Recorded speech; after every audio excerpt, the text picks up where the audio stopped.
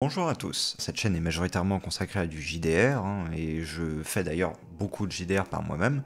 J'en fais beaucoup par des manières informatiques, mais également par des manières papier. Et une remarque qu'on m'a faite du coup, c'est que j'utilisais de la musique en trame de fond. J'avais déjà parlé de la musique dans comment est-ce que placer une ambiance, au final à quoi ça pouvait bien servir de mettre une bande son, et aujourd'hui, plus précisément, je vais revenir sur ce point spécifique. Donc on va pas parler d'ambiance, mais on va parler de musique, comment la choisir, comment la placer et autres. Avant toute chose, sachez que ce sont simplement des pistes, je ne vais pas vous faire un guide exact, il va falloir que vous fassiez vos propres choix. Je n'ai en aucun cas la science infuse, et c'est vous qui avez toujours la meilleure méthode de gérer votre jeu de rôle, mais vous pouvez vous inspirer de certains points.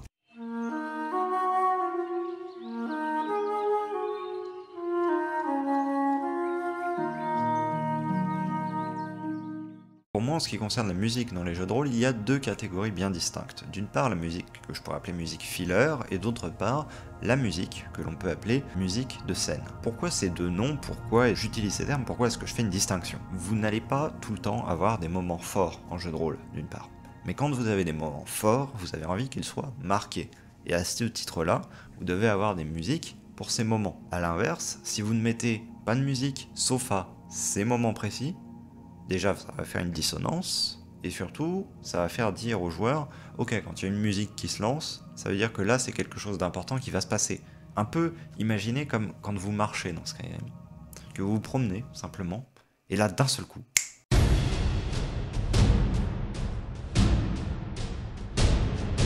dans cette situation, vous vous êtes même pas retourné, vous savez très bien ce qui se passe, il y a un dragon qui vous fonce dessus. Point, c'est tout, final. Votre but est de faire en sorte que cela ne se ressente pas. Qu'au moment où vous mettiez une musique, au final, elle se glisse dans le reste de la trame. Mais toutefois, qu'elle ait plus de présence, plus de signification, plus de sens que dans 80% des cas. Avoir cette musique filler d'un côté, donc qui soit une musique de remplissage, qui soit là en termes d'ambiance, en termes de support à la narration, exactement le rôle dont j'avais parlé dans Gérer une ambiance. Et de l'autre côté, donc cette musique de scène, pourquoi de scène? Parce qu'en fait vous allez l'associer à des événements plus ou moins scriptés. Par exemple, vous savez qu'il va y avoir une confrontation avec tel ou tel antagoniste.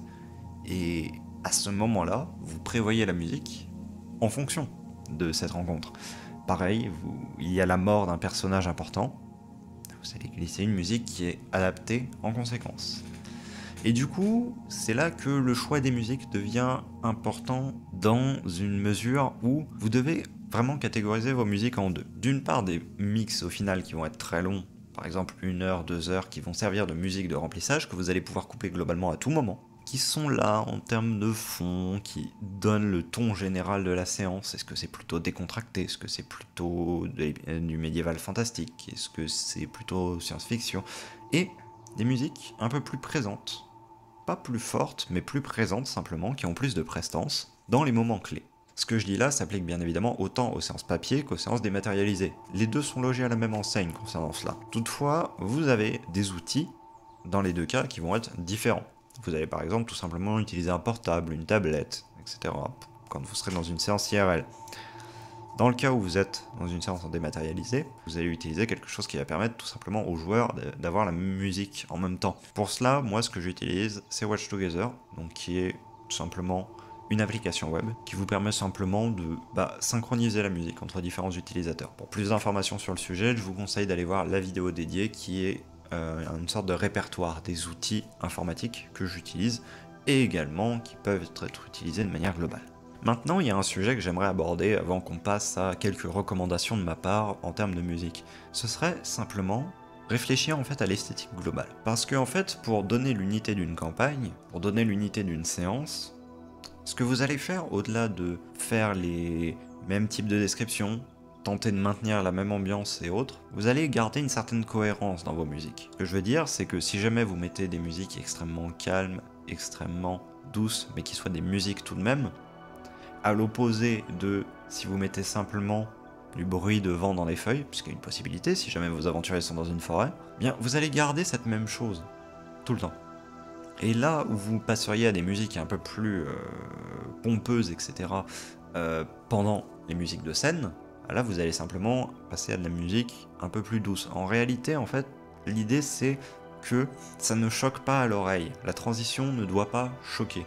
Elle doit pas être qu'est-ce qui vient de se passer là, quoi. À aucun moment vos joueurs doivent être en mode why do I hear boss music. I'll keep directing you as we're getting closer. We got this ship with 2 people. Why do I hear boss music? That's Why boss do I hear music. boss music? Do you hear that? Yeah. Why do I hear boss music? Where's the Kraken? Oh! Don't look behind us! Ce mème est assez évocateur d'un problème qui est récurrent, à mon sens, dans la gestion de musique des jeux de rôle, et je n'y échappe pas personnellement, loin de là. Simplement, gérer la musique de manière à ce que, eh bien, un joueur ne se dise pas « il va y avoir un boss dans la salle d'après ». Tous les éléments autres de narration peuvent lui laisser penser ça, mais la musique ne doit pas le faire. Parce que sinon, c'est beaucoup trop simple. Simplement, le joueur écoute la musique et il se dit « ok, je sais ce qui va se passer là ». Je sais qu'il va y avoir la mort d'un personnage parce qu'il y a une musique triste pour MP4 qui vient de se lancer. Faut éviter. Donc mon énorme conseil là-dessus sera d'homogénéiser l'intégralité des musiques, toutefois en prévoyant des musiques plus prenantes, plus poignantes, plus attachées à quelque chose quand vous avez des scènes qui s'y prêtent. Par exemple, personnellement, il y a un grand nombre de musiques issues de World of Warcraft qui me plaisent énormément. Pour n'en citer quelques-unes, le thème d'Anduin Légion, Hero Sacrifice de WoD, le thème de Jaina de la 5.1, une des musiques de Nazjatar de la zone de Zinaz Shari, la cité détruite, qui pour le coup personnellement me touche en soi, en termes de composition. Et du coup ces musiques-là en fait simplement je vais me les garder, je vais avoir une liste de ces musiques-là que je suis prêt à lancer au cas où il y ait des scènes plus fortes. Et en fait j'attends que il y a un petit ressort scénaristique, paf, qui soit claqué, et ensuite je change la musique. Mais toujours est-il que la transition se fait un tout petit peu après, histoire de ne pas en fait révéler à l'avance le basculement scénaristique justement. Je vous ai cité l'exemple de WoW parce que personnellement c'est un jeu dans lequel j'ai pas mal de références et je trouve certaines musiques particulièrement belles. Maintenant, vous avez le droit vous aussi de choisir n'importe quelle musique issue d'un jeu vidéo, d'un film, d'un compositeur que vous adorez, à partir du moment où la musique en fait ne sort pas les gens de la scène. Si jamais d'un seul coup, en plein milieu d'un combat de Medieval Fantasy, vous mettez votre meilleur Led Zeppelin dans le tas, alors certes, ça va peut-être faire rire des gens, mais par contre, ça ne sera pas du tout raccord. Donc arrangez-vous pour avoir une ambiance musicale qui soit adaptée au style de jeu de rôle dans lequel vous êtes. Vous pouvez totalement justifier l'emploi de certaines musiques. Les musiques par exemple, si jamais vous avez envie de mettre un petit peu de rock à un moment ou quoi, vous vous arrangez pour que il y ait en fait simplement par exemple un autoradio planqué dans une pièce. Imaginez un combat spatial, voilà. Vous faites combattre vos personnes dans le cockpit, il s'avère qu'il y a un autoradio là, voilà, il y a une musique, mais dans ce cas-là, faites des modifications sur la musique pour que ça fasse comme si ça sortait d'un autoradio en termes de son. En gros, il faut que la musique soit sur une musique suffisamment douce et suffisamment de fond pour qu'on se dise c'est juste de l'accompagnement musical, soit sinon qu'elle soit suffisamment logiquement intégrée dans la scène pour justifier sa présence. Mais en aucun cas, ça doit être de la musique pour la musique. Ça doit être de la musique pour transmettre une émotion et que ce soit raccord avec l'intégralité de la bande-son, ou alors, pas de musique. Voilà, il n'y a pas d'entre-deux à avoir, il faut ne pas sortir vos joueurs avec votre musique. Ce serait particulièrement dommage étant donné que le sentiment recherché c'est justement l'inverse, c'est l'inclusion par la musique. Pour globalement clôturer cette partie, ce que j'aimerais faire c'est vous donner quelques liens. Alors personnellement je ne pourrais pas vous recommander énormément de choses pour de la science-fiction par exemple, ou alors pour autre, mais côté Medieval Fantasy, j'ai pas mal de pistes en termes de musique à vous proposer. Si vous cherchez de la musique vraiment de fond, calme, vous pouvez vous diriger vers The Guild of Ambiance ou ASCII, qui sont deux groupes de personnes qui font de la musique, vous pouvez les retrouver sur YouTube, qui s'adaptent très bien, très facilement en musique de fond, en musique calme. The Guild of Ambiance offre également des sons d'ambiance, par exemple, son de forêt, son d'un ruisseau, son de... etc.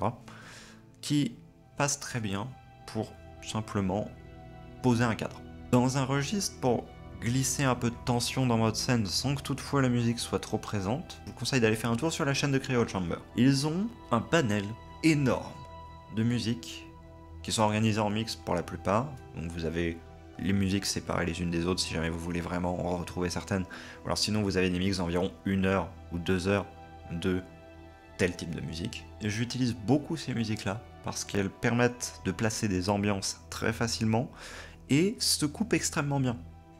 Ce qui est une des autres particularités que je recherche dans une musique. Généralement, ce que je recherche dans une musique de remplissage, c'est qu'elle puisse se couper facilement, pour pouvoir simplement glisser ma musique de scène au moment où je passe à une situation où je suis sur une scène où je sais que je vais mettre telle et telle musique. Pour de la musique de scène, je vous conseille simplement de rechercher les choses qui vous plaisent le plus. Si jamais vous voulez une petite piste en plus tout de même, je vous conseille d'aller voir les musiques d'Adrian Von Ziegler. A mon sens, elles sont un poil trop présentes pour pouvoir être utilisées en musique de fond. Mais par contre, en termes de musique de scène, elles sont excellentes. Il y a une énorme variété et ce type fait un travail de monstre, donc même si ce n'est pas pour les utiliser, au moins allez faire un tour, vous ne serez pas déçus.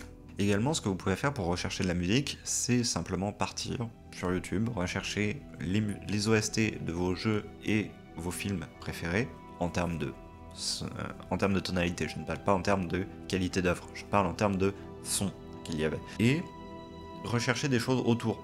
Simplement, vous en lancez une, vous en lancez deux, vous en lancez trois, vous les écoutez, voilà, vous êtes content, vous avez refait votre petite écoute et vous aurez des suggestions. Et dans ces suggestions, vous trouverez forcément des choses qui, en termes de tonalité, sont proches, sans être les musiques du dit jeu par exemple. C'est comme ça que j'ai trouvé un bon paquet de mes musiques et que j'ai découvert pour la première fois, notamment The Guild of Ambiance. Avoir une musique qui ne soit pas une musique de jeu peut être extrêmement important. Si c'est un jeu que vous savez que personne dans votre groupe ne connaît, ça passera totalement.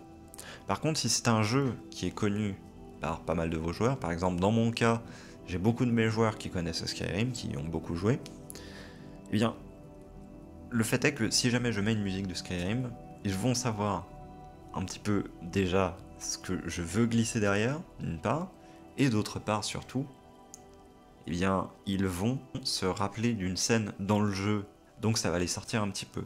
Mais à l'inverse, si vous mettez juste des musiques approchantes, ils vont apprécier parce qu'ils appréciaient généralement ces musiques-là, toutefois, sans être sortis du récit par simplement cette intervention extérieure. Donc mon ultime conseil sera bien évidemment de faire en sorte que vos musiques ne sortent pas les gens de vos séances. Ça doit être un plus, ça ne doit pas être une contrainte en plus. J'espère que cette vidéo vous aura plu et vous aura été utile. Si c'est le cas, voilà, n'hésitez pas à me le dire. Si vous avez des informations complémentaires à ajouter, les commentaires sont là pour ça. Je vous invite à vous abonner pour ne pas manquer les prochaines vidéos. Et je vous dis à très bientôt pour une prochaine. Salut, salut.